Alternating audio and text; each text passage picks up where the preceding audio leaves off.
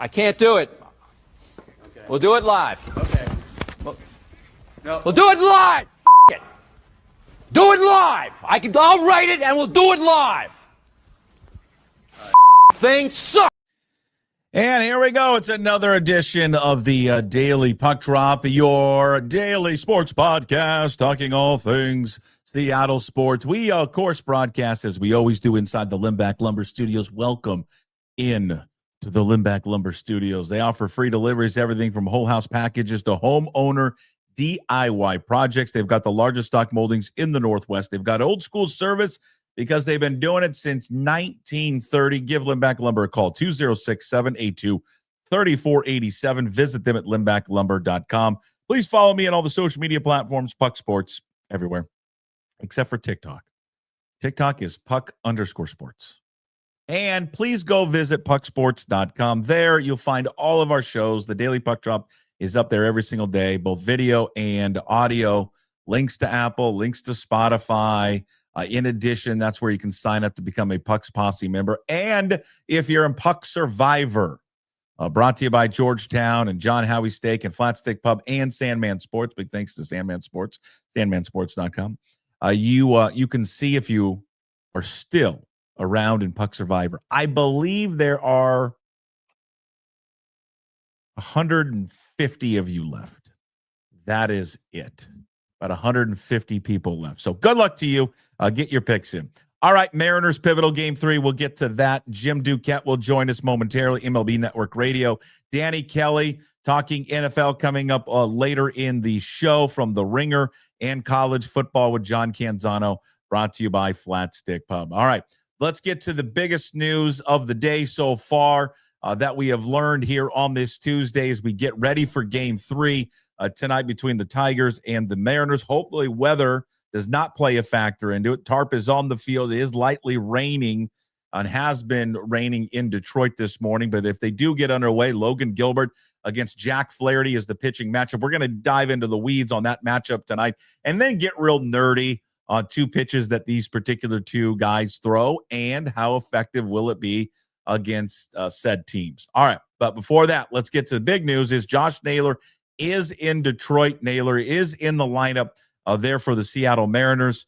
He did not travel with the team initially.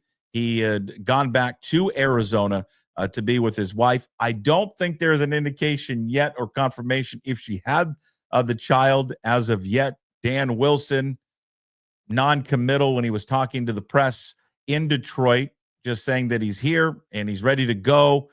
He is batting 5th and first base. We'll go through the rest of the lineup here in just a quick second, but that's great news. So if she had the child, congratulations to the Nailers. If she did not, and he's still waiting, he flew back. I would assume he went on some private jet. He's not flying commercial. He flew back to get in time for the game. And for all of those, because I know there's a lot of people out there, and they just don't want to admit it. And that's fine. Even if I were to come out and say, I don't care, and Josh Naylor should be with his wife and be with his family for the birth of his child. There's going to be people out there going, yeah, but I really don't believe you. And that's fine because you can't really convince anyone. But I do know there's people out there who feel that he's being selfish for what he's doing. I mean, I watched MLB Central this morning, and without saying it, he said it, and I love Mark DeRosa. But Mark DeRosa was like, yeah, no, you need to be there with your team. And I do. There's people out there who feel that way. I would just say this. You don't, 1, first child. 2, you don't know what happens during it. Something bad, knock on wood that nothing bad happens, but something could. Just to compare it or with a correlation, not really correlation, but to compare it, there's another athlete who just lost a child recently. Brooks Koepka's wife lost their child. Again, what if Naylor's wife had gone into labor and something bad happens and then he's not there because he's getting ready for a baseball game? There's a lot going on there, and you don't know. No one of us know the situation, what's going on with it. He clearly is keeping it private because Dan Wilson's not saying anything. So he's there. That's the good news. He's batting 5th tonight. Rosarina leading off, playing in the left.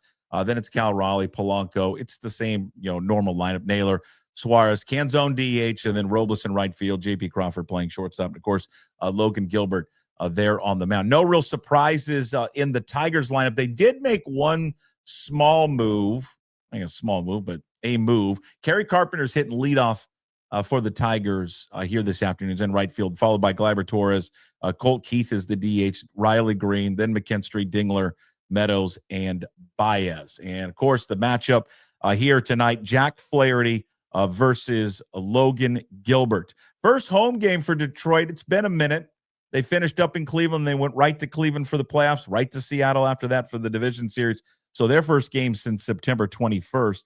One thing that you can at least look at right now here in the first two games, we'll talk to coming up shortly, Jim Duquette, about this. Detroit's certainly in a better spot right now with their bullpen. There's just no getting around that. Seattle, for two consecutive games, has used their bullpen and used their high leverage arms a lot. Will Vest has only pitched in the first game, and he threw 19 pitches. Kyle Finnegan has thrown 33. Meanwhile, you flip it over to the Mariners. Matt Brash has made first two appearances in the series. All these guys have. He's thrown 48 pitches. Munoz, 39. Gabe Spire, 30. Bizzardo's pitched in both. Remember, I didn't remember because I forgot on Saturday night that he was in there when I was like later that night. Hey, why not use Bizzardo here? People are like, hey, idiot. He already was in the game. I'm like, cheers. You're correct. He was. Bizzardo has pitched only 22. So you could see Caleb Ferguson tonight. God, please no. Is there Carlos Vargas? I mean, they did have a day rest. So, again, all hands on deck. You roll out, the Brash and Munoz thing again. And Munoz, again, you look at his stats on the frequency that he does pitch. He actually pitches better when he doesn't have a lot of rest. Certainly with 0 days rest, he's been great. It's what we talked about yesterday, or at least Bill Kruger brought it up, that pitch these guys more often. He thinks that they'll be more effective. Well, but it is Munoz and Brash and Spire and Bizzardo. Those are the guys. You don't really want to resort to go into Vargas or Ferguson. You have Emerson Hancock in your back pocket. If anything goes astray tonight, and you could use him in some long relief, give you a multiple innings. Now, he did pitch against the Tigers earlier this year. I think was back on, I want to say March 30th, 31st-ish. And he got roughed up. He got pounded pretty good. But he's a different pitcher. He's in a different role right now. As for the matchup tonight with Flaherty and Logan Gilbert, Flaherty has not. This is a guy that doesn't throw hard, throws about 92. He's got a knuckle curve. He loves a lot of off-speed stuff. He has not completed the sixth inning since August 8th. Again, the arsenal is the four-seamer, the curve, the slider. His only meeting this year against Seattle was an 8-4 loss, gave up 2 home runs to Julio and Randy. Logan Gilbert has started against Detroit twice, a 4-1 loss back in April, but did have 10 strikeouts in 5 innings, and then beat Flaherty back in July with 9 strikeouts. So in 2 games for Logan Gilbert, 19 strikeouts and just 3 walks. Flaherty does have the comfort of knowing that the bullpen is ready and rested, so he doesn't necessarily have to go deep in this game. Gilbert, though, again, flip side of it, you'd really love to see Logan Gilbert. Is it just possible we could get Gilbert through 7 innings tonight, please? So we don't have to sit there and waste the bullpen one more time. We'll get into more here of the Gilbert and Flaherty breakdown. I'm going to look at this later just in terms of their best pitch.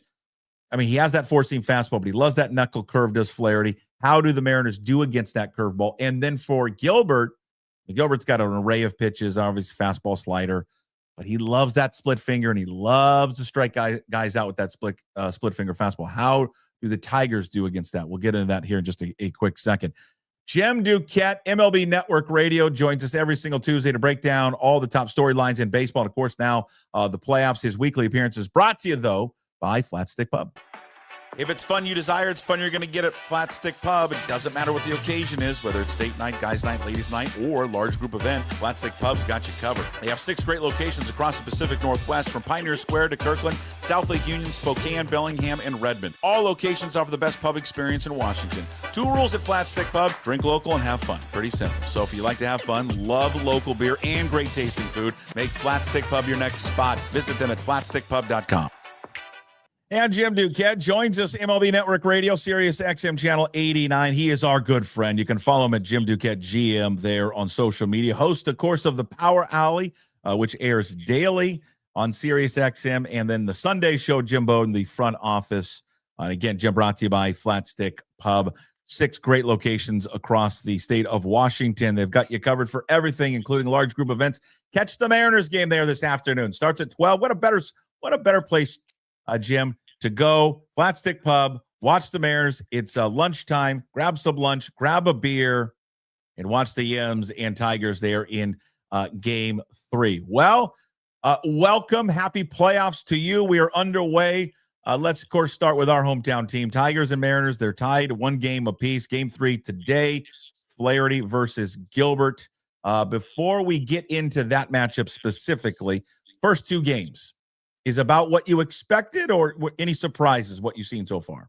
Not too surprised. I will say, if you're going to look at this ahead of the series, you're like, okay, well, it's tough matchup there, game 1. It probably goes to Seattle, and then Tarik Skubal. Yeah. All right, they have the pitching advantage there. Detroit probably wins game 2, and it went absolutely the opposite. That's why you play the games. You can't predict it. Any of this obviously was a missed opportunity there in game 1 when they had the lead, but I felt like I really did think this was going to be a tight series, but I think when we talked last week, at that point too, Detroit had not been playing well, and I felt like there was a better matchup for Seattle. Cleveland, just because they were hot. I don't like to play hot teams, even in the postseason. I just stay away from them. They find ways to beat you. Having said all that, we have to also remember that Detroit was very good for most of the season. So Sure. when they're playing well the way they have been here lately, like this is not going to be an easy series. And see, it's turned out to be so far a really, really fun one and really close. I think it's going to be the same today, especially with the pitching matchup. The weather's a little cooler there in Detroit. The tarps on the field. I just talked to AJ Hinch earlier in my show, and he talked about that. It's something that they are going to play. We'll see if it starts on time or not. That's the other aspect that's a little uncertain. But I think those are a couple of things that first 2 games. Obviously, I would say this: if AJ Hinch has the chance whether to pitch to Julio Rodriguez with the game on the line today, I don't think he's going to do that because I didn't think he should have done it in game 2 after Raleigh had doubled, and they had Polanco. I know Polanco was hot, but I would have taken my chances with Finnegan against Polanco. And if you end up pitching around him, you take your chances with Suarez, because obviously Suarez, has the high strikeouts. I do not want to face Julio with the game on the line. He's been unbelievable, and even in his career too. So I will be surprised if in this situation today that the Tigers will pitch to Julio with the game on the line.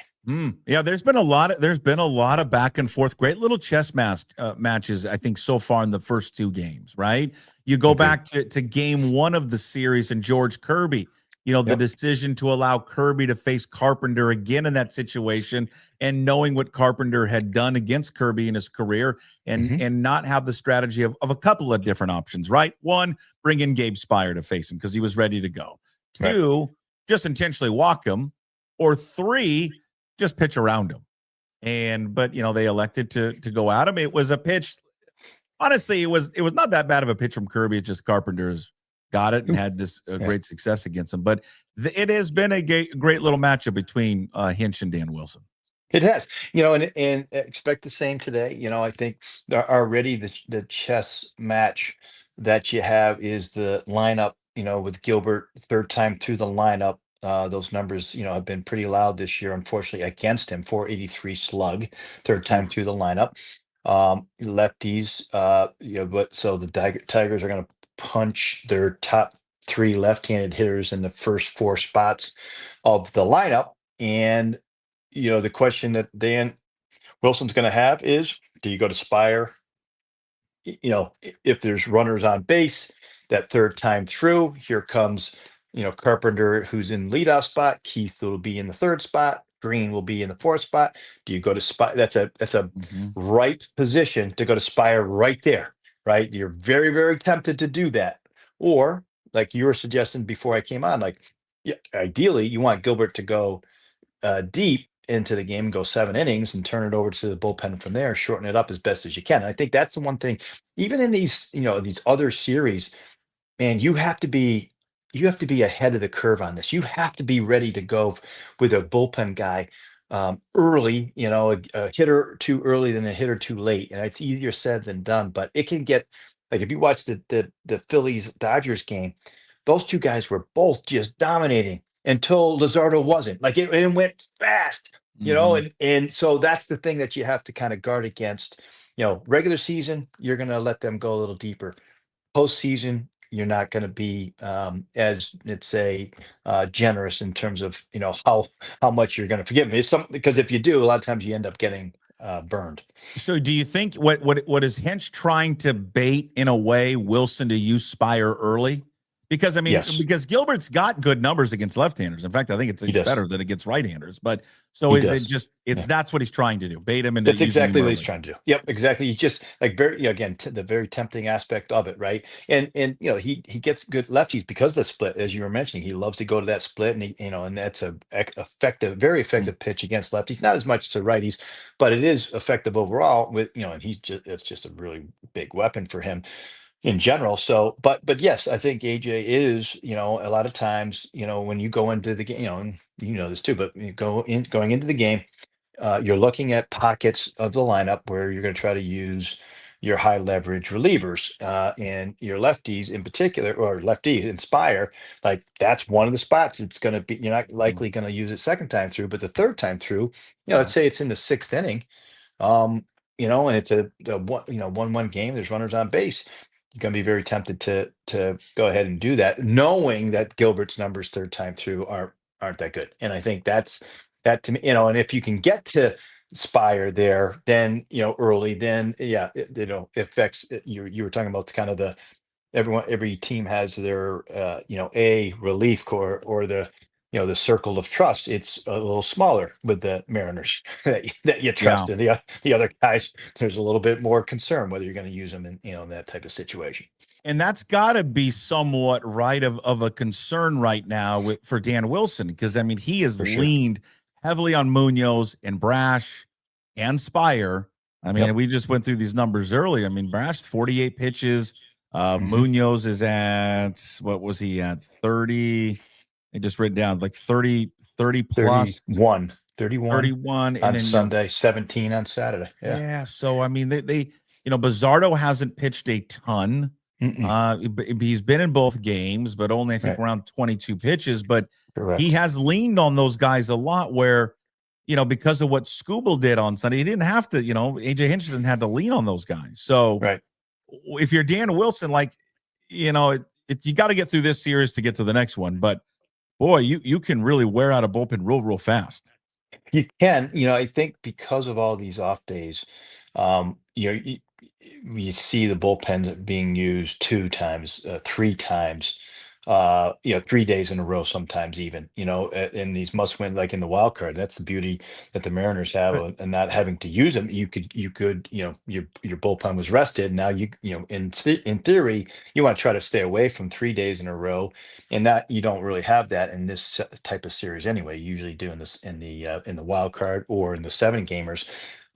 So yeah, I think that they're all available. All those relievers are available. And obviously, the more you use them, the more the advantage is to the hitter, because the hitter has seen them more, and the stuff isn't generally as sharp if you're throwing that often too. So those are the factors that you have to weigh. But more times than not, you're going to the different arms, and just the different looks, and if you can, you try to line them up in pockets where they weren't seen prior. The Yeah. offense hadn't seen them before. Yeah. Well, and because we saw that play out in the final game with the Tigers and the Guardians, right? Because the Guardians had ran that same group of relievers out every time. And then Yeah. they get to that third game, and then Detroit, they just have that inning where they just unleashed hell on them. That's right. And they had the other factor too, where they had seen that relief core, 2 prior times, the previous True. 2 weeks too, in the regular season, which also factors into it, as well. But yeah, the usage, in that sense, becomes more difficult with, in Cleveland's situation. they were built on their bullpen, but their bullpen wasn't as good as it was last year. And I think with the Mariners, both bullpens have been good, right? Tigers bullpen, they had to go out to the at the trade deadline to bring in all those relievers, or primarily relievers. Mm. Seattle's has been very good here for the season, but again, um, like, okay, Dave Roberts went to bullpen arm that he said he trusted in Blake Trinan last night with a 3-run lead in the ninth inning. He has not been pitching well over the course of the season. He was trying to get him work, trying to get by without having to use his other relievers. You can't do that in this postseason. Experience as Dave Roberts is, I was stunned that he brought him in that spot because Trinan has not pitched well. Like, you're not pitching your guys who have struggled, or you don't have faith in any type of close game, one up or one down or two, even in a safe situation, you're not going to that because what happened there, almost it almost unraveled on the Dodgers. Sure. What did you, speaking of that, now that you brought that game up, I mean, obviously that one of the biggest discussions and talking points this morning has been the decision of Rob Thompson to bunt there. Yeah. It was a fantastic wheel play that the Dodgers put on. You just don't see that anymore. In fact, Mookie Betts, I think, told the media that they had not practiced that once this year. That's amazing to me that you never have practiced that and you were able to pull that off, a play that you really don't use all that. You don't ever really use it. You don't see it anymore. But what about Thompson's decision there to bunt in that key spot? I mean, I understand why he was trying to do it left on left. He's playing for the tie, to get to the tie, especially at home. He liked the way his bullpen lined up after that. I get all that. Here's my problem with it. And by the way, it had to be a perfect play on that wheel play, right? There's a lot of things that have to go on. Sure. The first and third baseman are charging, right? The shortstop and Mookie Betts, who, by the way, is new to the position. So they didn't practice that play. And Mookie has never done it in his life. Like, if you go and think about it, like he's new to the shortstop position. Only been a year and a half, and he's never done it and never practiced it. And he suggested it. Like, you got to be kidding me. So then he's on the run, right? So Muncy makes the play, throws it on the run. Mookie has to tag him. That's it wasn't a forced play. He has to tag him. But here's the thing with me, is a guy like Stott. It's not as difficult, even though he doesn't hit lefties. The numbers kind of speak for themselves. 229, I think it was, against lefties. All he has to do is hit the ball the other way, to the opposite side, to the pull side, and move the runner over. Maybe the ball goes through the infield. Yeah. So I did not like the and there was a lot of momentum offensively for the Phillies. Yeah. I did not like the call at all. Yeah, I think the momentum, no outs. I think that it was hit, and then it's kind of really took the air out of the whole place. The what is last thing on that one? If you're teaching a teachable moment to Castellanos, what are you telling him there? Well, Castellanos, and he should know this. He's a veteran in this particular play. But when you have to be on guard that there may be a wheel play on, right? And you're actually cautious about being picked. But if you're at second, you got a nice normal lead, and then your peripheral vision to your left, you see the second baseman take off. You also should have that feeling that the shortstop's coming in and charging the third. Like, that should be the indicator that the wheel plays on. You have to get off. You have to get off second base further than that. And the likelihood is they don't have a pick play on it. The likelihood is it's wheel play. So his secondary lead, it should have been sooner, and it should have been bigger. And I think that's the difference on the base running side. I know Rob Thompson also was getting criticized that he didn't have a pinch runner for Castellanos. I didn't have as big of a problem with it because they needed a pinch runner in the Wilson kid for Harrison Bader, because Bader's been dealing with a hamstring issue. That comes to roster construction, right? Like, who do you have on the bench, and who do you have to deploy and all that? Like, Harrison Bader is basically a bat only. He can't run. He can't field because the hamstring. I mean, they're lucky he's even on the roster right now. So I didn't think that pinch running in that situation, even though you would have liked to, I didn't think that was you just don't have enough players to do it at that point. A great matchup today is going to be Flaherty against the Mariners offense, and then Gilbert against the Tigers offense in just two particular pitches. I mean, Flaherty It loves that knuckle curve. He loves to use it. He doesn't throw all that hard. Canzone's got good numbers on curveballs this year. He hits almost 350 on that one. Rosarena's 400. Julio's around 240. Cal doesn't do it so well. Neither does Suarez. Suarez is hitting 182 against curveballs this year, striking out 51% of the time. So you expect to see a healthy dose of that from Flaherty today, trying to keep them off balance there with that knuckle curve. For Gilbert, he loves that split finger fastball. Mm-hmm. Loves it. And he especially with 2 strikes. And the Tigers are a team that really, you look at their lineup, they don't do particularly well against it. They got a high strikeout rate. Well, they have a high strikeout rate in general, but really a high strikeout rate with that particular pitch. For Gilbert, what is the key? What's the key for him, especially with a bullpen that has pitched a lot, to work deep in this afternoon's game?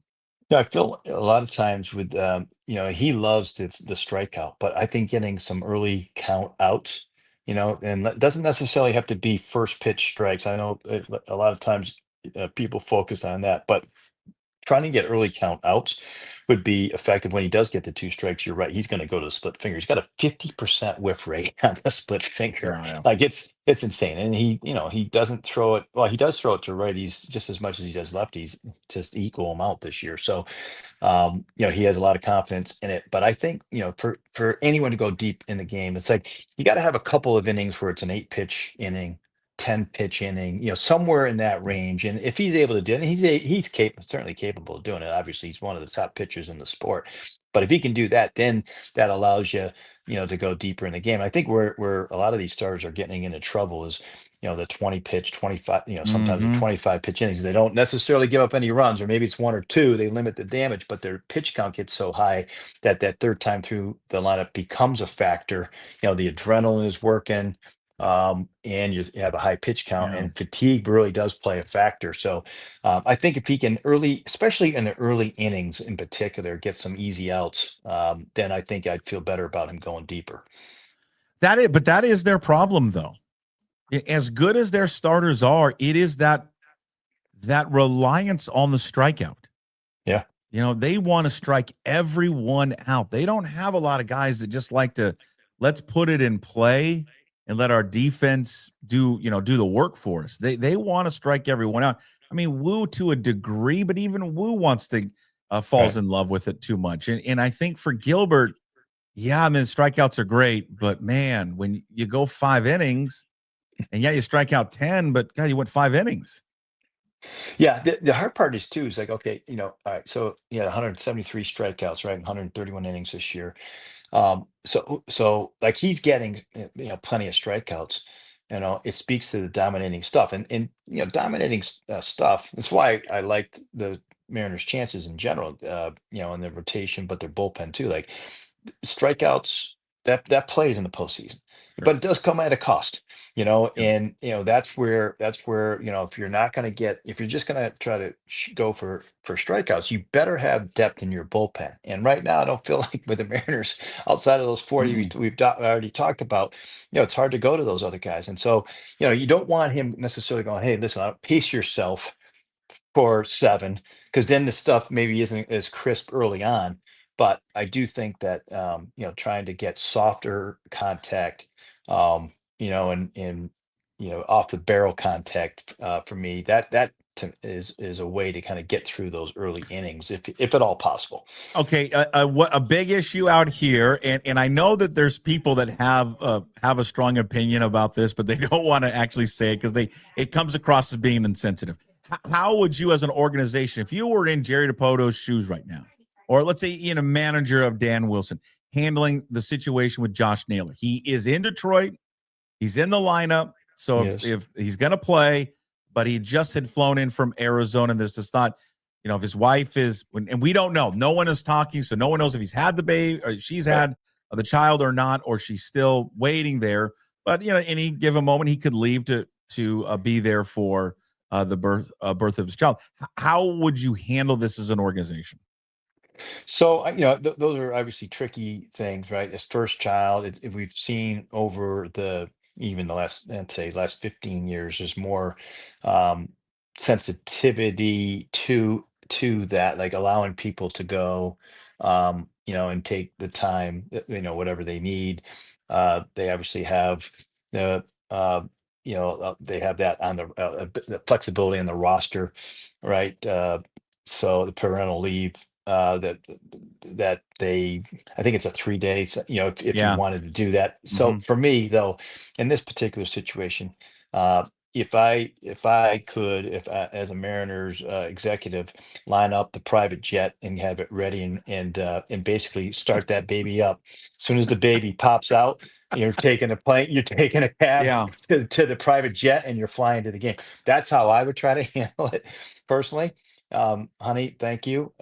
Congratulations. Love you. I got work to do. That's how I would try to handle it without being insensitive in any And way. it's a fine line because, and It again, is. I know what those front office people would say publicly, Correct. but I think Privately, no. privately they're like, really, Right. like we got a chance at a playoff series, to win World Series, and you're gonna miss it because the birth of a child. Now again, and as that comes out, it sounds so insensitive, but Right. there has to be people inside any organization that would be going through that would be thinking that exact same thing. Well, yes, that's the reality of it.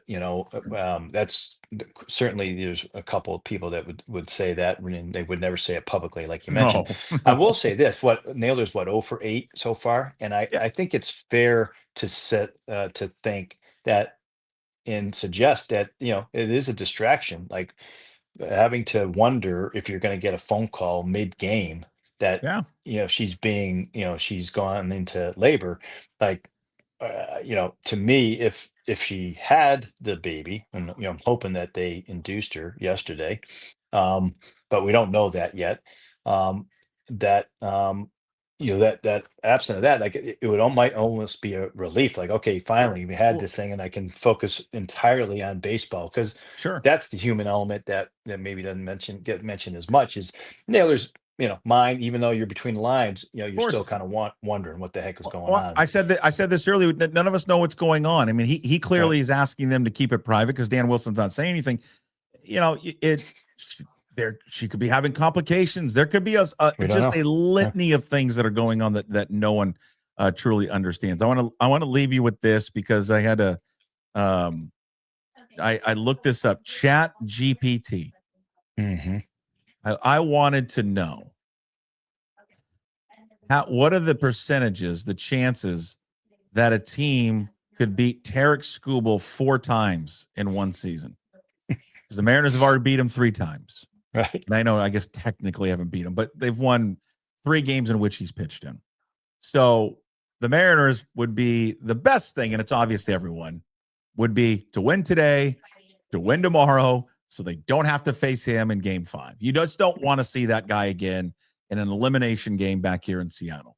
Would you care to take a stab at what the chances are, according to Chat GPT, Okay. that the Mariners Well, could beat Tarik Skubal 4 times in one season? What do you think the percentage so is? it's interesting because Tarik Skubal, I think, I'll have to go back and look at this, but against the Guardians, he faced them 4 times. He lost 3 times this year, and he lost to them in the postseason last year Oh, in a game 5 situation. So I believe that 4 of the last 5 times he had faced the Guardians, not that he necessarily was saddled with the loss, but the team lost, I sure. believe.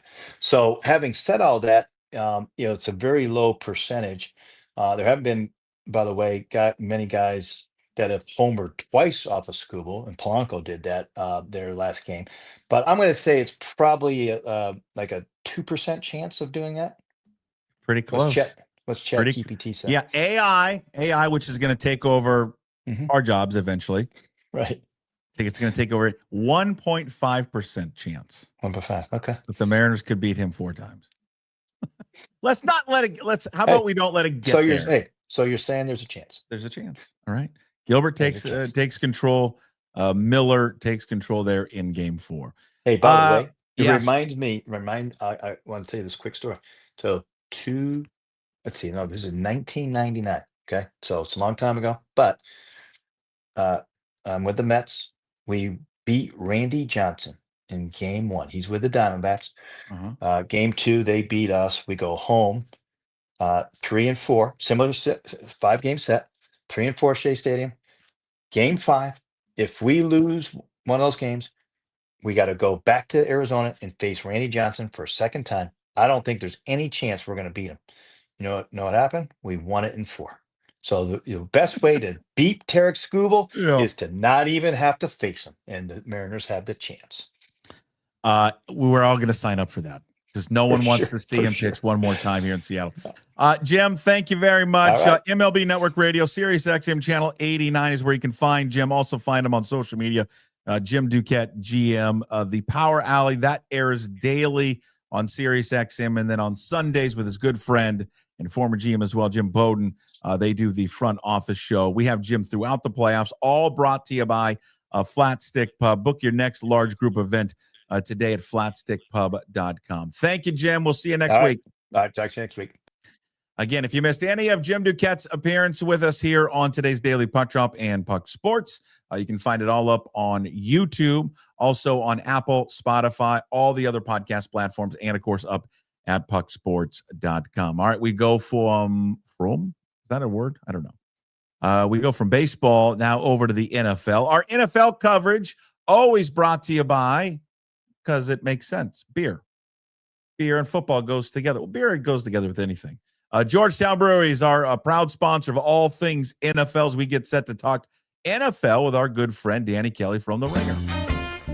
Drink Georgetown Tavern Beer, your new locally brewed domestic-style lager. 4.2% alcohol. Cheap, good, local. Danny Kelly joins us now from The Ringer. Of course, you can follow him on social media, Danny B. Kelly. Senior staff writer at the Ringer NFL Draft Show, fantasyfootball.theringer.com, brought to you by Georgetown Breweries. We talk all things NFL. Do you think, I think about it too much, just to piggyback on when I was talking with Jim Duquette of MLB Network Radio about AI. When does AI take our jobs? Like, when do I get an AI, Danny Kelly, giving me football analysis and fantasy football advice? I think you're probably I like to think that that it will never replace me because people like my personality. Maybe that's wrong. I don't know. I feel like it's just, look, the space that we're in is opinions and banter and things like that. Like, I just don't think Chat GPT is going to be able to replace that kind of thing. Obviously, some parts of the job, especially in fantasy, where people are getting advice on who to sit or start, things like that, I'm sure that can sort of be replaced by. They made an actress. Have you seen this? Yeah, but who wants to watch that? I saw her. I couldn't tell. I had no idea. Okay, I mean, I had a human being idea. is programming her lines, though, right? Yeah, we can program it. I want it to do the show. In fact, you don't know. I could be AI right now. I mean, that's true. Since you're defending it, so yeah. Before you have every show, before you join, you've got to do that stupid thing that you make sure you're not a robot. Pick all the squares where the fucking bike is. Yeah, you know what? I do pick the squares where the bike is, and then you say, "How about another image?" Well, I already did it. You want to know the irony of that? Yeah. The irony of doing that to prove you're a human is that data is then used to help program Waymo and robot drivers and stuff like that to go into their data set to help them figure out how not to crash into stairs and people and bikes and crosswalks. Is that true? And lights. I believe so. This is what I was told. I don't actually know for sure. On the internet, you were told this. Well, I did. My colleague Danny Heifetz told me this. Well, Danny's probably right. He does make up things, but when you think about it, it makes sense. Like, you're identifying crosswalks, stoplights. That's fair. Yeah, that's right. It's like never like buses, milk or like oranges or apples. Yeah, I never really thought about it's that. Like another way to get data on and to send it into like these robots that are learning how to drive and not like run people over. Hey, you're not gonna, I'm not gonna speak ill will of Waymo. I always Waymo show of record. Yeah, I like to thank any of the future overlords whenever I get my opportunity to do so. I took a Waymo for the first time. It was very bizarre. You've done it then, I assume? Oh yeah. Yeah, I'm addicted to it. Every time in Arizona, I can't wait. Even if it's like a couple blocks away, I'm like, I'm not walking. I'm getting Waymo. I don't trust it. I don't trust human beings either, but I don't trust either of them. It's an aggressive son of a bitch, is what I tell people. That thing is. You think the Waymos are aggressive? Yeah, a little bit. Oh, I think they're a little aggressive. Wow. I thought they like it. I was talking to my other colleague, Craig, was one who tricked me into getting into this Waymo. And he was like, I actually kind of don't like driving in them because they're too cautious. Oh, they go like too slow. Maybe I was in one that was just like, fuck it. I'm going to get taken out pretty soon. So yeah. Maybe it's different in Arizona. This was in LA. Oh yeah, maybe. Arizona's a whole different ballgame out there, All right. I don't know how to go from Waymo to the NFL. We're going to get to Danny's dimes here in a second. Your observations from the week that was the NFL. They probably have some Seahawks in there. Yeah, I would assume. Let's just start with it. I want to start with it because I think it's a great jumping off point to all this NFL discussion. Danny's dimes. He gets all of his top observations from the NFL, and then we kind of go from there. What stood out to you in this past weekend of the NFL? I think the first thing I want to ask you about your opinion on, this is something that stood out to me, is the Seahawks home versus away splits are just bizarre to me. Okay. So obviously the Seahawks have won, I believe, 8 road games in a row, which is the most for any team in the NFL right now. And famously, their home field advantage has evaporated over the last 2 years. Can't win at home. It's just kind of bizarre, and I wanted to get your take on why you think that is, if it's just random, sure, or if there's a real reason for it. Two things on that. 2 things. One, Mike McDonald doesn't like his home life. That's number one. He doesn't like his home life? Yeah, there's something wrong at home, so he's like, I'm better equipped to be on the road. He likes being on the road.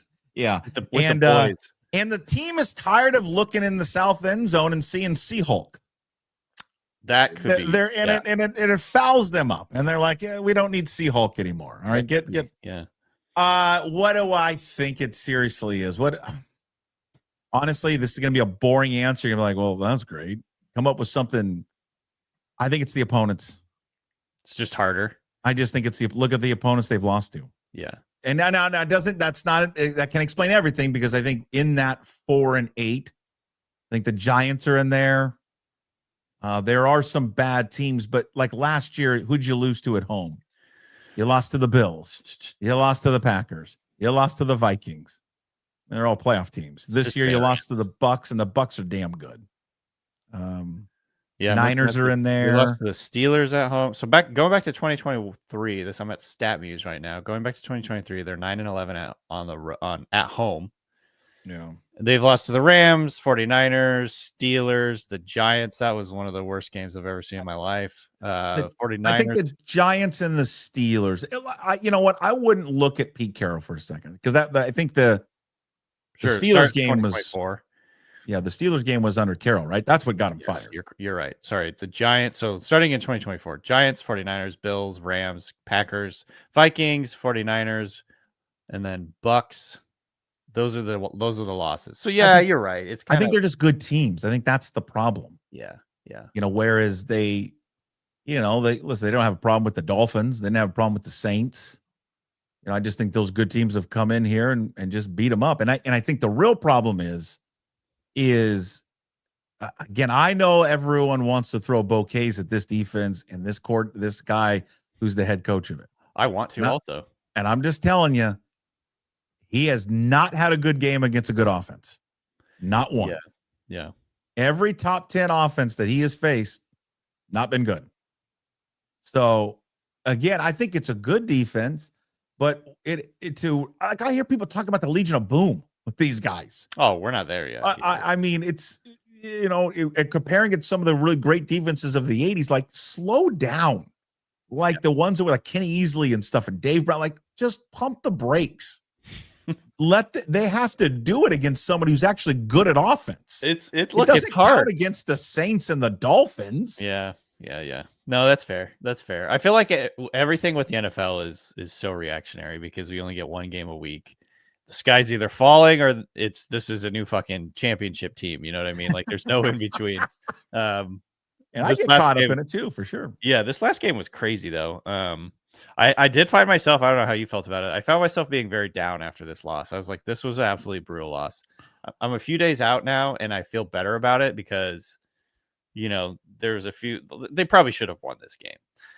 They should have. They wasted. I mean, think about what they wasted. Yeah. Missed field goal, stupid turnover, missed opportunities. I think, Danny, if I read you off the stat line for what the offense would have done, but didn't tell you what the final was, you would have been like, God, Jesus, we would. I mean, come on, that's like an all-time performance from a quarterback. Yeah. And Ken Walker and JSN. Look at this. They won by 20. Yeah. Or at least they won the game, and then they lose. I mean, it's just they had no business losing that game.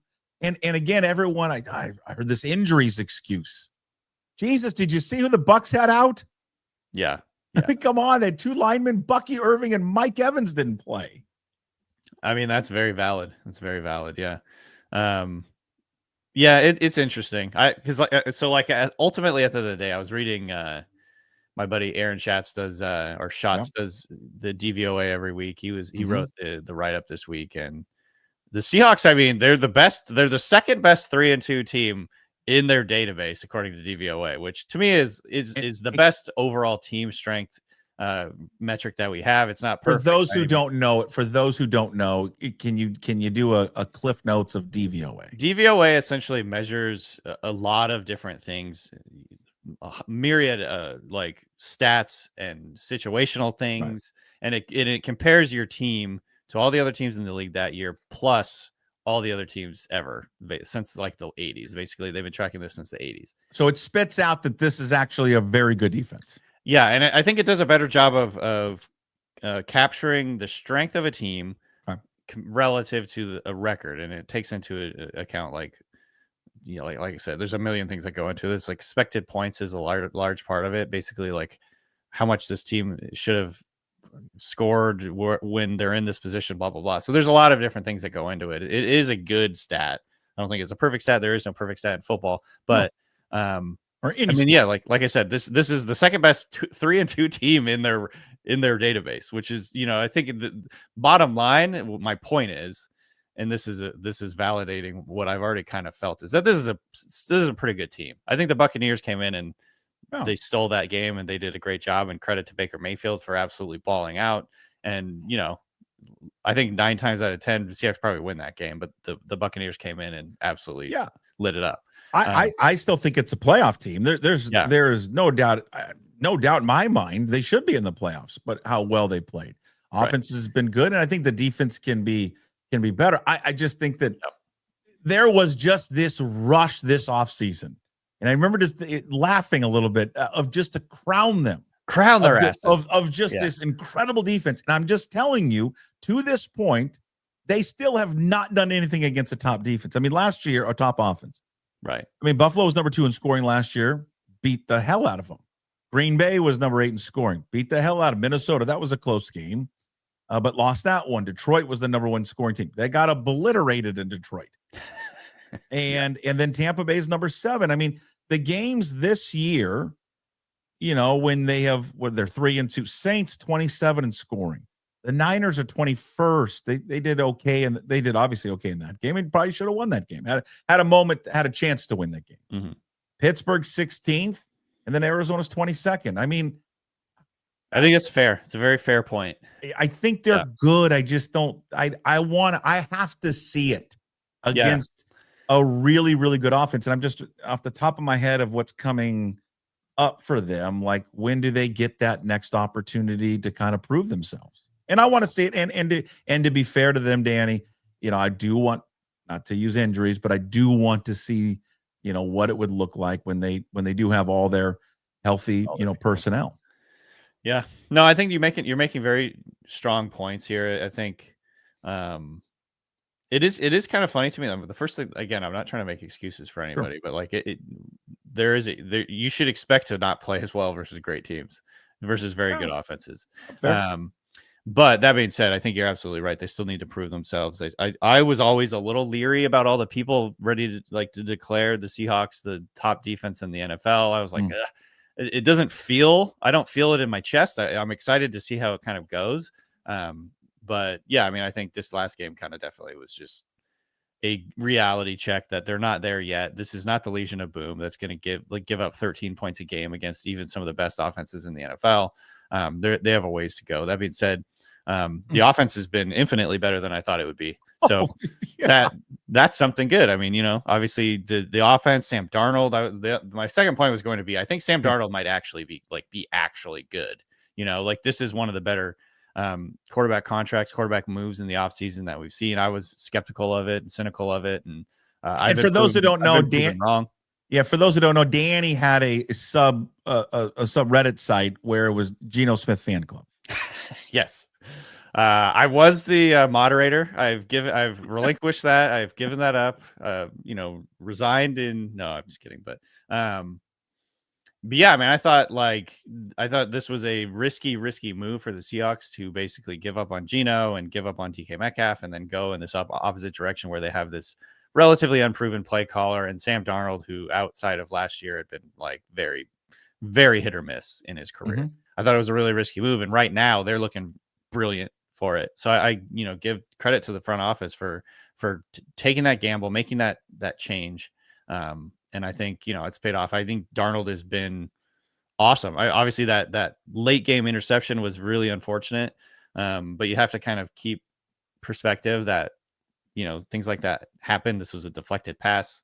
It was tough luck. And that game one, the week one turnover also was kind of the same deal. It was just kind of a bad luck thing. I don't think he made a horrible decision on either, but yeah, I mean, he's been incredible. JSN's been awesome. The run game still isn't that great. Their passing game is what's really holding them up, which I just didn't really expect. So I just want, credit to the Seahawks for making what I thought was a pretty risky move. And so far it's paid off really well for them.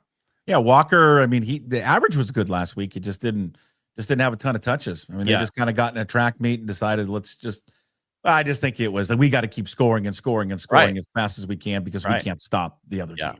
And no hope. The Buccaneers are one of the best run defense teams in the NFL. They actually ran better against the Buccaneers than I thought they would. Yeah. So yeah, I mean, that's a huge positive for me. And looking forward, offense is more reliable year in and year out. This is, the play that you get from the quarterback is by far the most important thing in the NFL. That's what teams need. Good quarterback play.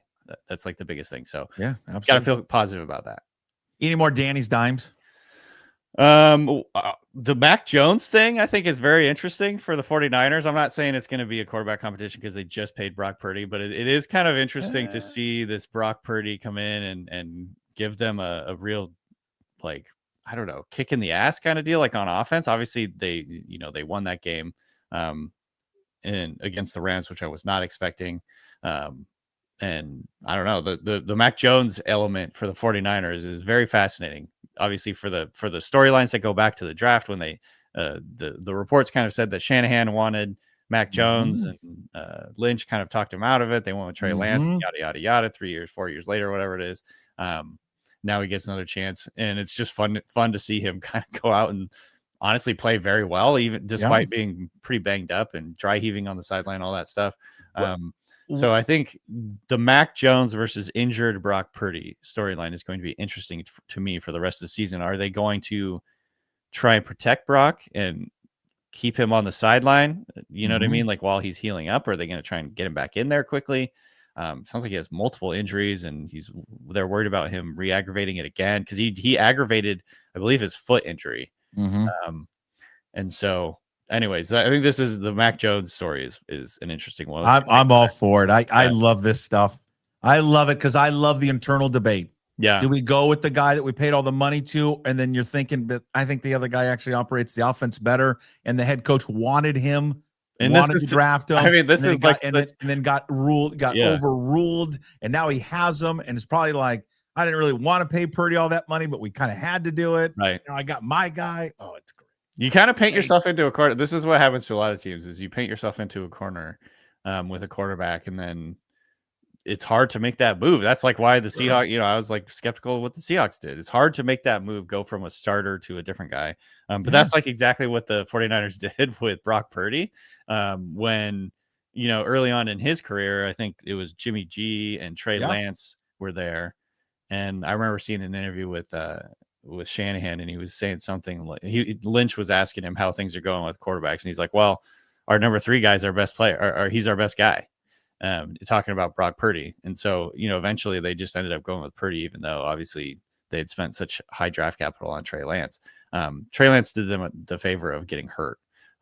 So obviously that opened up things. But yeah, I always think these are interesting scenarios. I think Mac Jones is good. I don't know if he's like an elite. I don't think he's going to be an elite quarterback, but I think Mac Jones is good. And he's another one of these guys that's probably going to have a career renaissance after kind of like being benched and going around for a little while.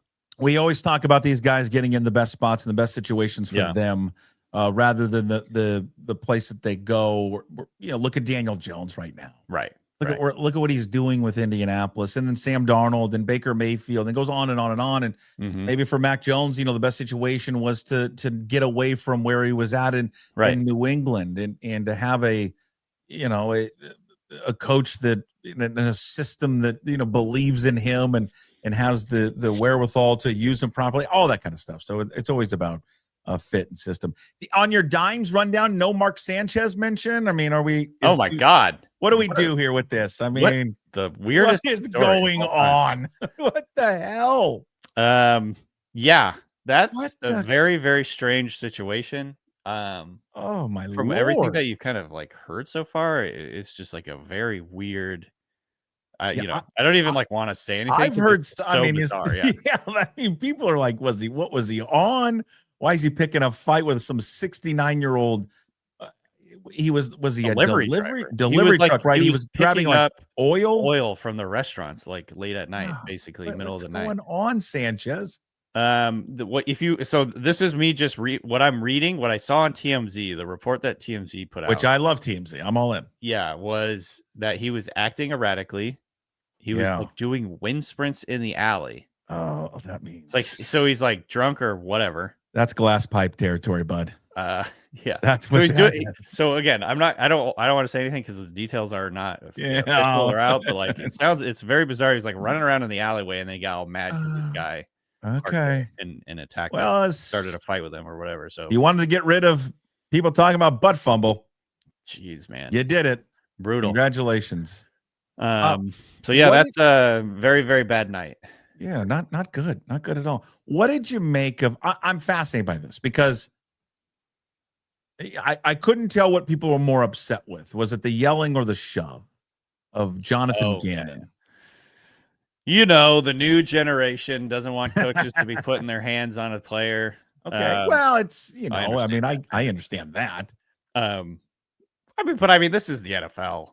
It's like he dropped the fucking ball, man. I would have cut him on the spot. Right. I mean, this is like ultimately one of the dumbest plays in sports. I can't believe it just keeps happening. It's like so bizarre to me. Ridiculous. And so I think what people were upset with was that he made contact with him. He kind of gave him like a shoulder shimmy. It wasn't even that big of a deal. Yeah, I like it. I'm in. Yeah. I think in the NFL, these are grown men. It's not like a youth coach hitting some 12-year-old or something like that. And I coach youth football, and I'm not opposed to a shoulder bump. Again, like we're a different generation, Puck. We are, you know. I remember I got shoved by my coach when I was in high school. Not like super bad, but you know, it'll jolt you awake. Honestly, sure. I got to coach spit in my face for God's sakes, man. God.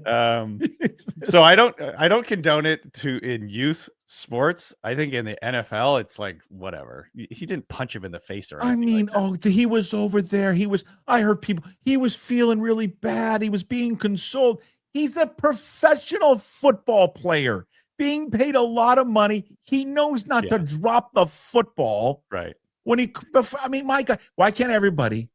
And I'm not joking. We practice this in our league, in our team, from our head coach, of the old Barry Sanders. You score or whatever, you run over and just hand it to the ref.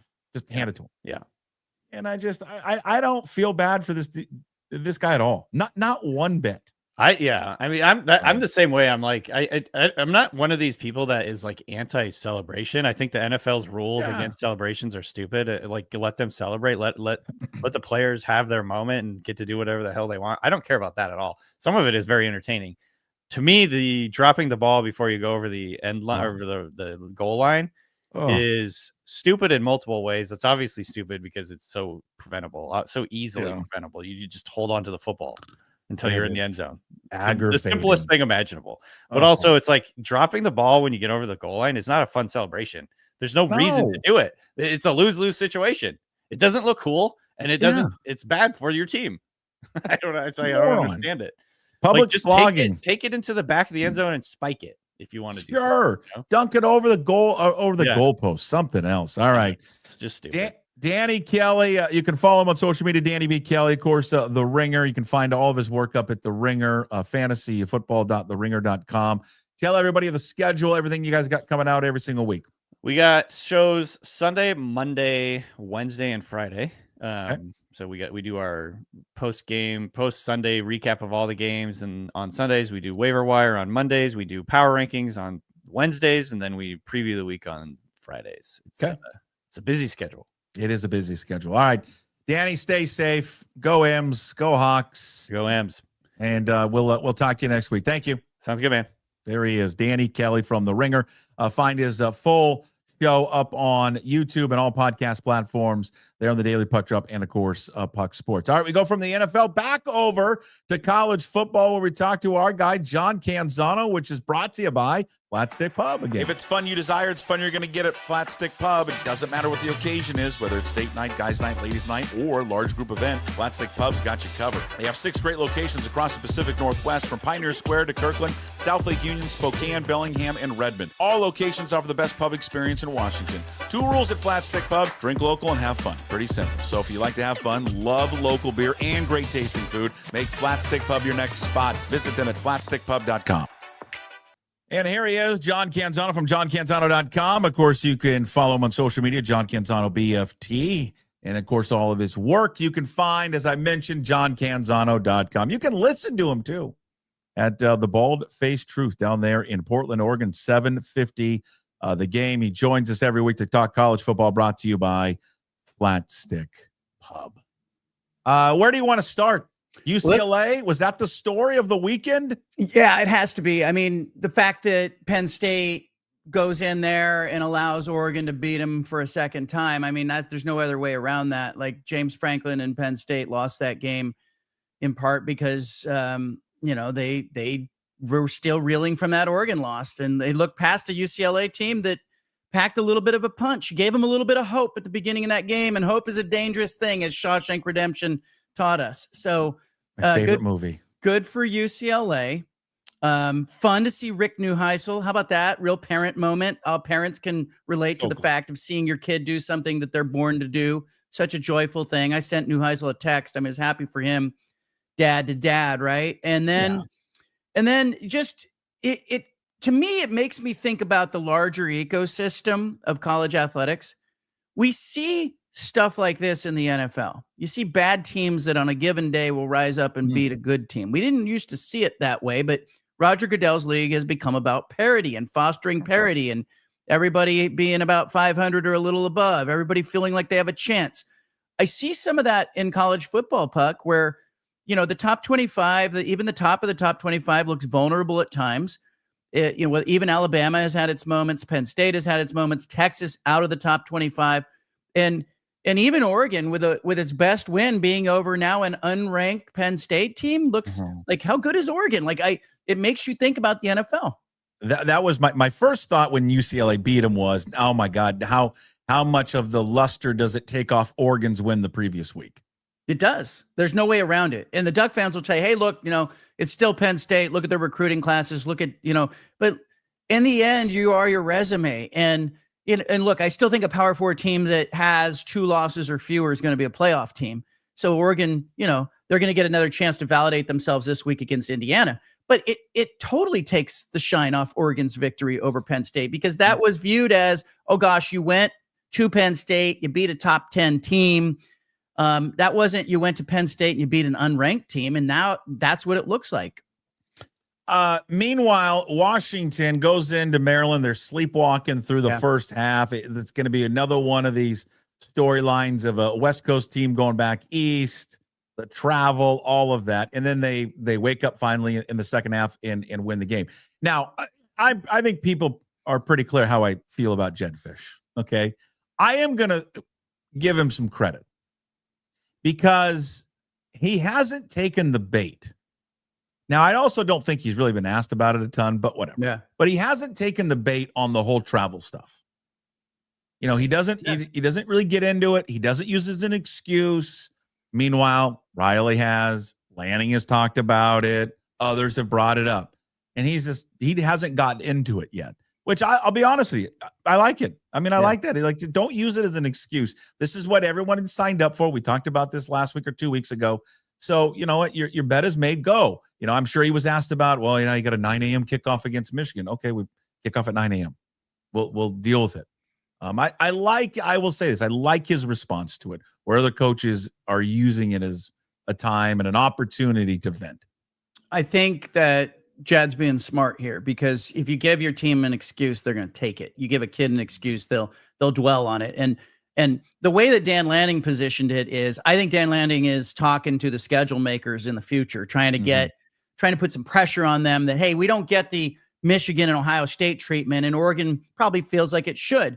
But again, I'll go back to the old world Pac-12. You wanted that treatment. You had it in your old conference. USC had it in the old conference. Washington would have got it.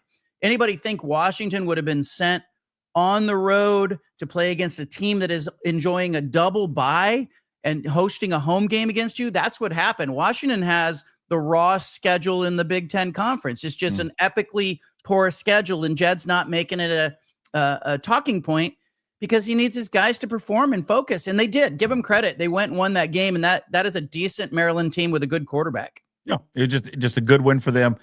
They secured the victory, and we'll see what it means, I think, for them moving forward. Oregon State making more changes, right? They fired the special teams coach. I mean, at what point, you know, I think Bray is a good coach, and I think he means well and all that, and probably won't make a decision. I think we've talked about the financial implications of it. Before we get into, I don't want to get into that, but can they win a game this year? Yes, they can win games. They should be. The talent on this team should be 3-3, 2-4. Worst case scenario, the talent's good enough, but the coaching staff's 0-6. That's the problem. Like, the special teams coach should have been fired after the second week. And this is what I don't like about the Sunday announcement after you're 0-6. You know, you're throwing the special teams coach to the wolves. I mean, that's what you're doing. The fans are so frustrated. It wasn't lost on me. Jamie Christian's the special teams coach. It's Dennis Erickson's son-in-law that they are throwing to the wolves. They're basically saying, hey, you know, we're gonna part ways with the special teams coach. Yeah, should have done that in week 2. That would have been proactive, but you waited. Now you look really reactive, and you look like you're just trying to give the public something. Here's our sacrificial lamb. Let's throw him out there. And then look, I don't know if Trent Bray is going to be a head coach long term, but I do know Oregon State's painted into this deal. They owe him $3.6 million. If they try to fire him, they can't fire him. So they're going, hey, what can we do here? And so they're kind of rearranging the deck chairs a little bit. Yeah, well, they got two games there with Washington State coming up later in the season. Speaking of the Cougs, yes, they are. I mean, I think it's 32.5 right now. I am very curious. Are you going to make this game one of your picks later? Yeah, I will. And I like right now. I would lean to the points, man. That's a lot of points. You take the points. That's a lot of points. And look. Jimmy Rogers has found his quarterback, and people keep saying, what is this team? He's found his quarterback. This is better than the team that maybe didn't look good in the first couple weeks of the season, better than the team at North Texas that got blown off the field. I think they're a little better. They're also rested. And, you know, these 2 games against Mississippi and Virginia, they're not going to win either one of these games. But I'm looking down the stretch at their schedule, and I'm seeing that this is a team that could win 6 or 7, I think. And I think they could be bowl eligible. I think it's out there for them. Problem they're going to have, one of the problems they have is they're going to get Oregon State, I think, after Oregon State gets right.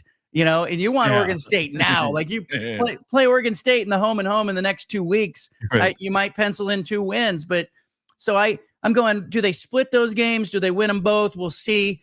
But I think it kind of pencils out for Jimmy Rogers to be bowl eligible. And Puck, at the beginning of the year, I kind of was thinking 3 or 4 wins, and they're going to get to 6 or 7. That's a good season. I think it'd be a very successful season. They get to 7 wins and are bowl eligible. I think that's an absolute home run for this staff. 75 new players. Yeah. With the schedule too. I mean, it's a brutal schedule, and so lines up for them. They have some winnable games coming. So does Oregon State, though. Oregon State's going to play Lafayette. Oregon State's going to play Sam Houston. That's a winless team. They've got some real opportunities, but Oregon State should have beat Fresno State, should have beat Appalachian State, should have beat Houston. If they could kick a field goal, they should be 3-3. Where, how do we judge success? Usually you judge success by a win. Now, I love the Cougs. Yeah. I don't think they got a 1% chance to win the game, according to ESPN's analytics. How do we judge success, though, this Saturday? I think they have to look passable on the offensive side of the ball. Like, can they move the ball against this kind of, because the physicality is going to be where they get in trouble. They're going to lose the line of scrimmage. And so that becomes a real problem for any football team. But do they look passable? Do they look like they have an idea? Do they play a well-organized game? Can they put together a drive, especially if this game starts to get out of hand? Can they put together some drives late and move the football? And frankly, successful to me is get out of there healthy, because you've got the QB. You don't want to have your whole back end of your season derailed by not getting healthy against Mississippi and losing a player against Mississippi or Virginia. Yeah, absolutely. All right. What is, you caught up with Mario Cristobal, I believe, on your show yesterday. I watched a good chunk this weekend of Miami and Florida State and was just blown away. I mean, they look like an NFL team. Yeah. I mean, the physicality, the system they run is very pro-like, but just the physicality, especially on defense. I mean, my God, they've got some dudes on there that can just move and go. I think there was always a doubt, and with Cristobal, could he be a head coach? Could he assume that role? And there was some up and down moments at Oregon, and has been some up and down moments at Miami. But it takes people a few years at whatever they do in any profession to get their feet under them. What has changed with him, since he last coached in Oregon and now his time at Miami? At least what you took away from it. Well, he wins games when he has the better players, and he's one of those. Okay, and so he's not going to outfox somebody in a game X and O situation. So he wins those games in recruiting. He wins them in the portal. He wins in the NIL cycle, and he's got a machine at Miami that a deep pocketed booster has funded, and so.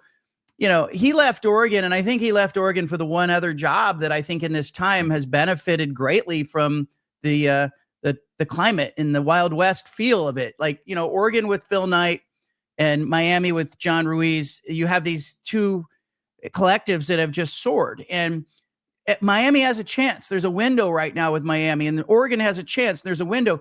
But Mario Cristobal still is Mario Cristobal. He had Justin Herbert in a straitjacket. He lost games at Oregon that he shouldn't have lost.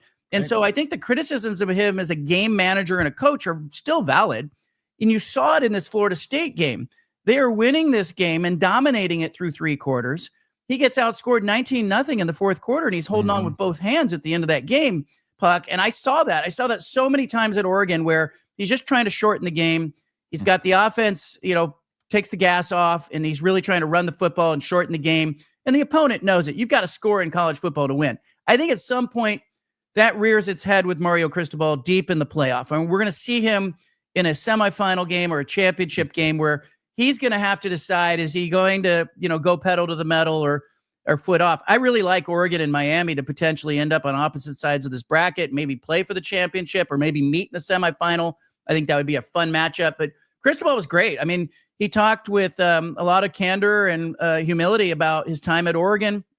Justin Herbert, he took over for Willie Taggart. It was a real tumultuous time at Oregon where they had gone from Mark Helfrich, who went 4-8, to Willie Taggart, who left him after 1 year. And everybody's like, oh my gosh, is this a stepping stone job? He settled things down. He got him to a Rose Bowl. They won a Rose Bowl. He leaves for his alma mater.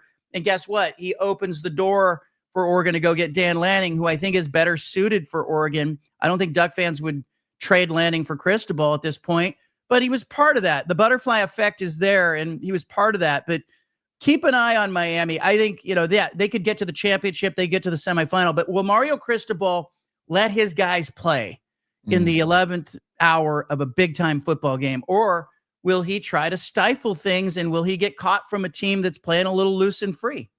It is interesting that there doesn't seem to be, and maybe this is true every year. This is why I think the expanded playoffs this year are going to be crazy. There just doesn't seem to be this elite team. Right. Great. And it goes back to what you talked about earlier, this parity. There's not this like one or two teams and then that's it. That it just seems wide open. I mean, I think you can make an argument if we go all the way down. We have 12 teams, right? Yep. Okay. Sometimes I forget. Sometimes I always think it's 16. Like you're okay. So the argument I like is look at Texas Tech. I think they're sitting around 9 in the AP poll this week. Yeah. Texas Tech is as good as anybody. And defensively, they are as good as anybody. Like Texas Tech, Miami would be a game. Texas Tech, Oregon would be a game at this point. But again, I think in the end, like last year, you got to the Final Four, and Notre Dame's a private school, so you don't know. But your Final Four was Ohio State, Texas, Penn State, Notre Dame. They were 3 of the top 5 schools when it came to spending in football. You're going to see the same thing again, and it's going to be Oregon and Ohio State, and it's going to be Miami and SMU could get in there late. Like you're going to see Texas Tech is one of the top spending schools. You're going to see the people who spend make the playoff. Yeah, and you know what? There's a real good game coming up, and we're weeks away from it. Coming up on November 8th, Saturday, BYU at Texas Tech. Yeah, that's going to be just a heavyweight game. I just love Texas Tech. I've seen enough of them. They're good. I mean, that is a really good team. I think they're undervalued at 9. But I think it's just like the NFL. I mean, it's, it's at the beginning of the year. What did we say? We go, it's the Ravens, it's the Bills, it's the Niners, it's the Packers. It's like this is college football has become that because of the spending. And Cristobal made some comments about player evaluation and the fact that it's very frustrating that there is no market. There is no market. It's kind of what you can negotiate. And when people say, oh, they've got it under control, they still don't have it under control. Yeah. You feel bad for Arch Manning? It's not his fault, but he's got some doors open to him, and he's in a spot that he wouldn't otherwise be in if he weren't Arch Manning. So it's hard for me to say I feel bad for him. I think that, it'll be interesting to see what he does with this, but it's like Frank Sinatra Jr. Remember when Marvis Frazier jumped into the boxing ring and Joe Frazier's kid, and we were like, oh, he's not Joe Frazier. Like, there's a little bit of that going on with Arch Manning. Yeah, it's you watch him, and I just don't think you've got to be some quarterback guru coach, John, and watch him, and you're like, I don't know. It just doesn't. It's just okay. It just doesn't pop. And then I'm seeing, and then I go down, it was a week or two ago, I go down some rabbit hole of like people talking about like, hey man, when you peel the layers away, what he played against in high school, he's like, they didn't play against anyone. Yeah. Like whatever his league was really bad. And like, it just, the competition wasn't good. And again, I don't know if that's entirely true because it's the internet, but yeah, I don't know. He just doesn't pass the test, the sniff test when you watch him play. It just shows you too that, these guys, these evaluators, even in college, they don't get it right. I mean, Cam Ward, come on, Cam Ward. I mean, he had no offers. He's a 3-star guy, ends up as the number 1 pick in the NFL draft. I mean, there's just great examples of these QBs who come up. Guy who's in the news today, Deegan Rose. He's a high school kid from Clovis, California. Oregon State commitment, right? And he's a guy that like Notre Dame and Oregon and Utah had been all over. Deegan Rose came out today on social media, decommitted from Oregon State. He's on the open market. Like I went and saw that kid up close. He looks like Josh Allen. I mean, he's just built like a, big, tall NFL-like quarterback, giant arm, can really move, plays baseball. That I'm curious to see where that kid will end up. What's the latest or the news on expansion of the tournament, NCAA tournament? It sounds it's going to happen.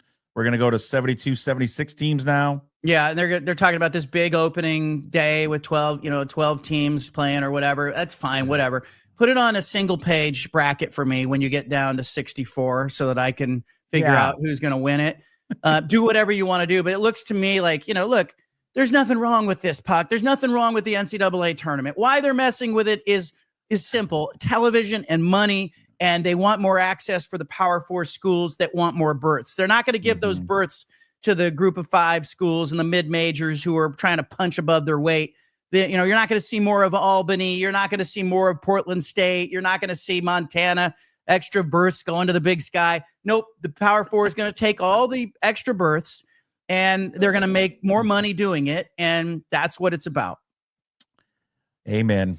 I just Nothing keep wrong it with the it. same. I know. I There's want the same. And can we put we've talked about this before. Can we just put the courts back to wherever the cities they're in, so I know what city it's in by looking at the court, and not make it all look the same? So any way we could do that too? Possibly do but that. It has to be on one sheet, right? It has to be on a Of course single it does. bracket on one sheet. We're messing this up like we do everything. Parents, we ruin everything. Of course we do. TV, you're ruining everything. You are the parent in sports. No, but not sometimes TV. Yes. But I'm late to this, and I know you like a good series. You like something good to binge. Yeah. I know you. Yeah. What you got? Black Rabbit, Netflix. Yes. Okay. I've seen it. I haven't seen it show, but I've noticed it. Yes. I'm on it. Did you ever watch Ozark? Yeah. Love Ozark. Like that. Is Jason Bateman in this one? Yes. Oh, okay. Yes. He plays like the black sheep brother. Yes, exactly right. All right. It's very Ozark-like. It's a page out of that. You're gonna highly enjoy it. So you like the Cougs and the points? I like the Cougs. I like the points. Yep, I do. 2 games jumped off the page at me last week. It was Texas Tech playing Houston. I thought they were going to whack them, and they did. And then the other one was the Washington-Maryland game. I liked, Maryland getting, 6.5 or 7? You could tell that wasn't going to be a blowout. That was going to be a real close game. If not, Maryland was going to win it. And so those were the 2 games that jumped out at me. I don't do my official picks till Thursday, but I know I'll do that one. I will definitely pick on that Washington State game. Ladies and gentlemen, he's with us every single week talking college football. He's the best in the business, covering everything. Go read all of his work up at johncanzano.com. Thanks, John. Appreciate it. Thank you, Puck. All right. Again, if you missed any of John's appearance here on the Daily Puck Drop and Puck Sports, go check it out on YouTube, and you can listen to it on your favorite podcast platforms, Apple and Spotify. And, of course, it's always up at pucksports.com. John joins us every single week. Talking college sports, all brought to you there by Flat Stick Pub. All right, let's wrap up the show with Hey, What the Puck, brought to you by Restoration One of North Seattle. It's your restoration company that lets you avoid the stress of water, fire, and mold damage with their property restoration services, locally owned and operated. Make them your first call when those damages affect your residential or commercial property. We touched on this a little bit with Danny Kelly when he was on, but I want to revisit it. How good is the Seahawks defense really? Really? Because I listened to all off season and even the beginning of this season, hear people talk about what it's an elite defense, and it's got Legion of Boom like qualities, and it's up there with some of the best defenses the franchise has ever had. And maybe it becomes that. But what you can't, and as Danny and I were talking, and there's all these stats out there that will say otherwise. No, they are really good. They are elite. I would just ask you with your eyes and just old school, look at a box score. What team have they faced that is a really good offense that they have shut down under Mike McDonald? They did have a win, to be fair, last year on the road in San Francisco. It's a very good offense that has given them problems. Other than that, he hasn't faced an offense that is a top 10 scoring offense that not only has given them problems, but that it has looked fairly easy for the other team. Detroit last year moved the ball at will. Packers moved the ball at will. Bills, same thing. Vikings, probably that was their best performance, held them to 27. Never really felt that they had a shot in that, but again, that was a victory there. And maybe Danny Kelly's point is right. See, when you play really good teams, really good offenses, this tends to happen. But it seems like in these games when his defense faces a really good offense, like he saw last Sunday, which Tampa Bay is number 7 in the NFL in scoring, and that was without their starting running back and wide receiver in Mike Evans and Bucky Irving. They don't seem to have a real plan. So before we crown them as the next great defense, can we at least see it first against a really good offense and see them and him out-scheme a really good offensive coach? Because I don't think anyone at this moment can sit there and say that Mike McDonald's is out-schemed anyone that is some offensive guru as of yet. Because there is no examples of it.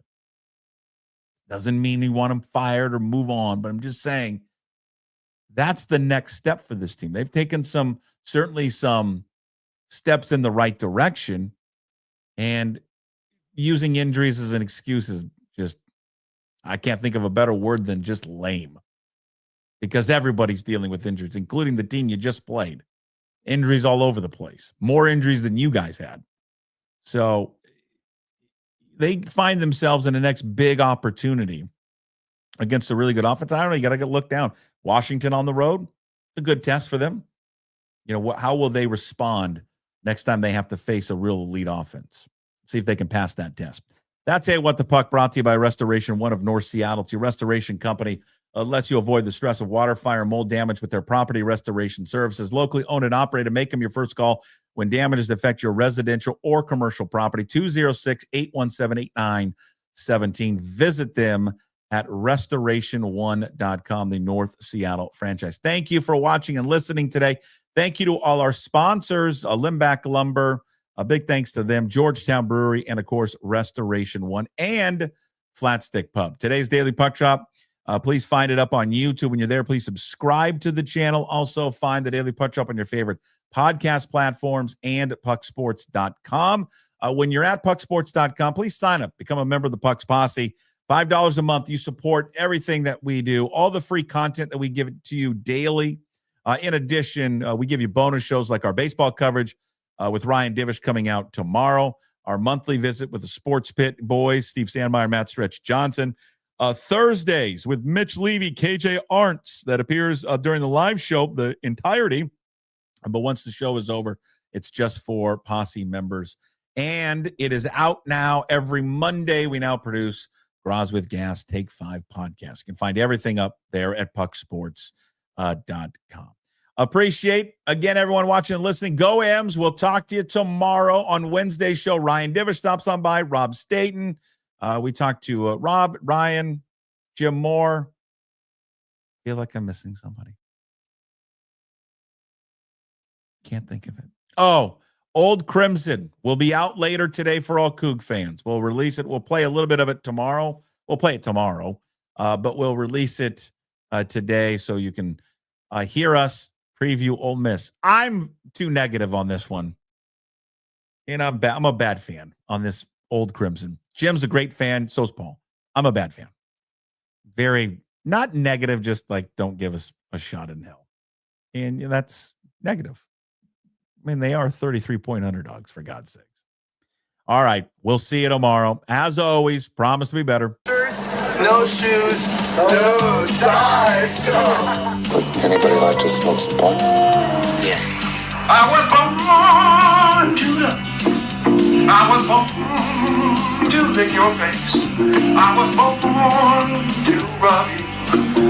But you were born to rub me first. What do you need my address for? We'd like to send out a mailer. Mother of mercy, I don't speak Japanese!